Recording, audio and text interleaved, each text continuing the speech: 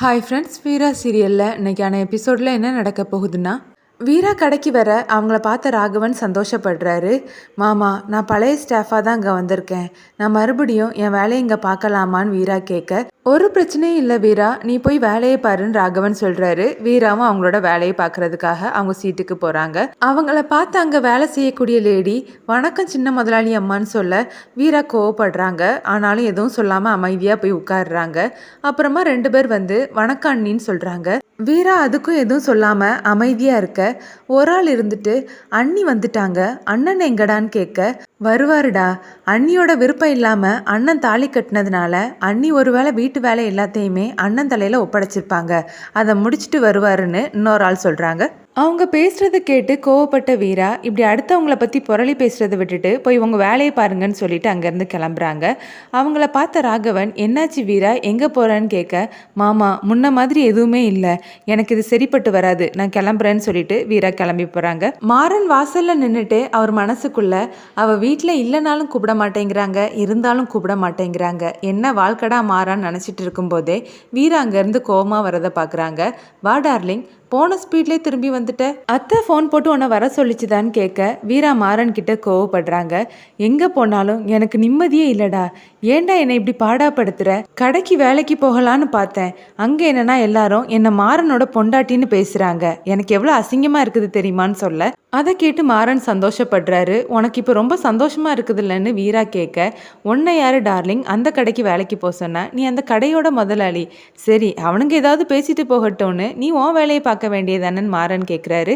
ஏண்டா பேச மாட்டேன், உன் மேலே பரிதாபப்பட்டு உன் கூட பழகுனம் பாரு, அதுதான் நான் செஞ்ச பெரிய தப்பு, அதனால தான் இன்னைக்கு என் வாழ்க்கை பரிதாபமாக இருக்குதுன்னு சொல்லிட்டு வீரா கோவமாக உள்ளே போகிறாங்க. வீராவை பார்த்த லக்ஷ்மி அம்மா, என்னடி போன உடனே திரும்பி வந்துட்ட, எதுவும் பிரச்சனையான்னு கேட்க வீரா கோவமாகவே உள்ளே போகிறாங்க. வீரா கோவமாக ரூம்குள்ளே போகும்போது அங்கே வள்ளி இருக்கிறத பார்க்குறாங்க. என்னை சுற்றி இருக்கக்கூடியவங்களே என்னை நிம்மதியாக இருக்க விட மாட்டிங்களா, எதுக்காக நீங்கள் இப்போ இங்கே வந்திருக்கீங்க, நான் தான் ஏற்கனவே சொல்லிட்டேன்ல வள்ளி அம்மா, நான் உங்கள் மருமகன் கூட சேர்ந்து வாழ மாட்டேன், தயவு செஞ்சு இங்கேருந்து கிளம்புங்கன்னு சொல்ல, இங்கே பார் வீரா, நான் மாறனுக்காக பேச வரலன்னு வள்ளி சொல்ல, அப்போ யாரை பற்றி பேச வந்திருக்கீங்கன்னு வீரா கேட்குறாங்க. நான் கண்மணியை பற்றி பேச தான் வந்திருக்கேன்னு சொல்கிறாங்க. என்ன சொல்கிறீங்கன்னு வீரா கேட்க, இங்கே பார் வீரா, உன் அக்கா கண்மணி நடந்துக்கிறது சரியில்லை, அவள் எதையோ தப்பாக புரிஞ்சுக்கிட்டு எல்லாத்தையுமே தப்பாக பண்ணிகிட்டு இருக்கான்னு சொல்ல, அதை கேட்டு வீரா கோவப்படுறாங்க. இங்கே பாரு வீரா, உனக்கு ஞாபகம் இருக்குதா, என் அண்ணன் உன் அக்காவை சம்மந்தம் பேசும்போது நான் அந்த கல்யாணம் வேண்டான்னு சொன்னேன், அதுக்கு காரணம் எங்கே அவள் பழசெல்லாம் மனசில் வச்சுட்டு என் குடும்பத்துக்கு ஏதாவது பிரச்சனை கொடுப்பாளோன்னு நினச்சேன். ஆனால் கல்யாணம் ஆனதுக்கப்புறமா அவள் மாறன்கிட்ட மட்டும் தன்னோட கோவத்தை காட்டினாலே தவிர இங்கே யார்கிட்டையும் காட்டலை. நானும் சீக்கிரமாக எல்லாம் சரியாயிரும்னு நினச்சேன், ஆனால் இப்போ தான் தெரியுது அவள் பெரிய பிளானோடு இருக்கான்னு சொல்கிறாங்க. இங்கே பாருங்க வள்ளியம்மா, ஆதாரம் இல்லாமல் எதையும் பேசாதீங்க, என் அக்கா அப்படிப்பட்டவ கிடையாதுன்னு வீரா சொல்கிறாங்க. இல்லை வீரா, உன் அக்காவும் அந்த ராஜேஷோட அம்மாவும் சேர்ந்து பேசுகிறத நான் என் கண்ணால் பார்த்தேன், காதால் கேட்டேன், அதனால தான் நான் அதை உன்கிட்ட வந்து சொல்கிறேன்.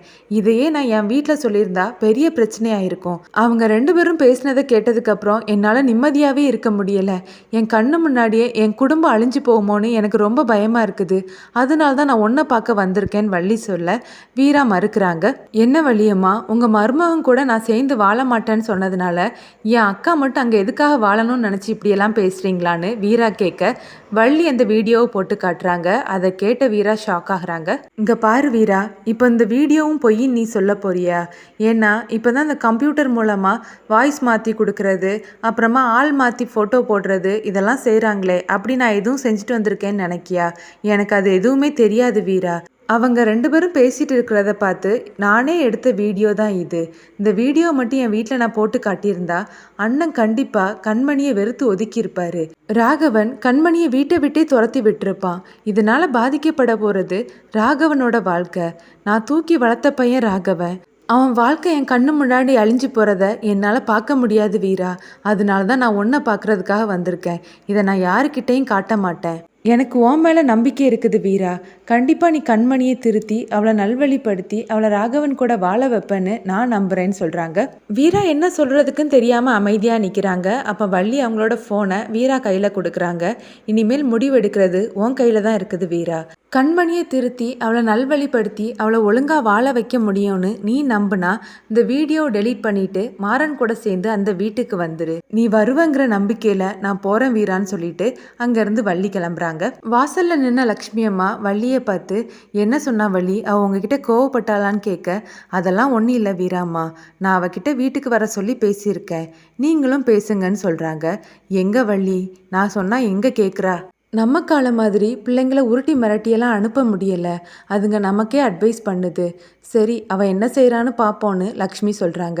அவள் கண்டிப்பாக வருவாங்கிற நம்பிக்கை எனக்கு இருக்குதுன்னு சொல்லிட்டு வள்ளி அங்கேருந்து கிளம்புறாங்க. வள்ளியை பார்த்த மாறன், என்னாச்சு அத்தை, உன் முகமே வாடி போயிருக்குது, அவள் ஏதாவது சொன்னாலா அத்தை? நீ அதை நினச்சி கவலைப்படாத, அவள் என் மேலே கோவத்தில் இருக்கா, அதனால தான் அப்படி பேசுகிறான்னு சொல்லி வள்ளியை சமாதானப்படுத்த பார்க்குறாரு. அதை கேட்ட வள்ளி சிரிக்கிறாங்க. வீரா என்கிட்ட கோவப்பட்டான்னு நான் சொல்லவே இல்லையேன்னு வள்ளி கேட்க, உன் முகமே காட்டி கொடுக்குதே, நீ அவன் முன்னாடி எனக்காக போய் நின்று அழுதியான்னு கேட்குறாரு. வள்ளி அதுக்கும் சிரிக்கிறாங்க. ஆமாம், அவள் என்ன சொன்னா, வருவாளா எப்படின்னு மாறன் கேட்க, அவள் வருவாங்கிற நம்பிக்கை எனக்கு இருக்குதுடான்னு சொல்லிட்டு வள்ளியும் அங்கேருந்து கிளம்புறாங்க. வீரா அவங்களோட மனசில், உன் தங்கச்சியாக நான் அந்த வீட்டுக்கு வந்தால் என்னால் எதையுமே சரி பண்ண முடியாது, உன் மனசில் இருக்கக்கூடிய பழி தீர்க்கிற எண்ணத்தை போக்கணும்னா நானும் அந்த வீட்டு மருமகளாக சரி சமமாக வரணும்.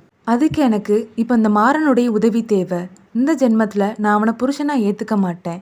சரியோ தப்போ அந்த மாறன் கட்டின தாலி இதுக்காவது யூஸ் ஆகட்டும்னு சொல்லிட்டு வீரா அங்கே இருக்கக்கூடிய ஃபேமிலி ஃபோட்டோவை பார்க்குறாங்க. அப்புறமா அதில் இருக்கக்கூடிய கண்மணி ஃபோட்டோவை பார்த்து, ராமச்சந்திரன் சாரோட ஃபேமிலியை மட்டும் காப்பாற்றுறதுக்காக அங்கே வரல, உன் வாழ்க்கையும் காப்பாற்றுறதுக்காக நான் வரேன் கண்மணின்னு நினைக்கிறாங்க. இதோட எபிசோட் முடியுது.